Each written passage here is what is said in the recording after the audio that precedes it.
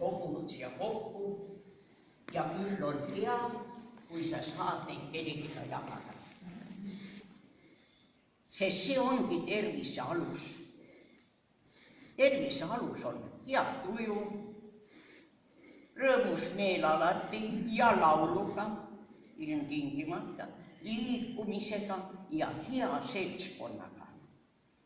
Ja tervise võti on see, kui sa kogu aeg püüad omandada uusi teadmisi.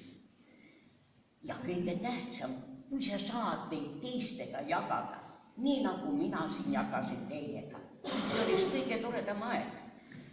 Vahel Aju Rein küsis ikka minu käest, et kuule, sa oled nüüd nii tark, et oled nagu akadeemik juba, need nii palju läbi lugenud. Ja tõesti, lugeda sai palju, ma tegin kogu aeg märkusi ja tulin ja vestlesin ja rääkisin jälle teile neist. Vana harjumus tänapäevani küljes, ikka loen ja märkmid on kõrval. Teen ikka märkusi, ainult enam pole neid kellega jagada.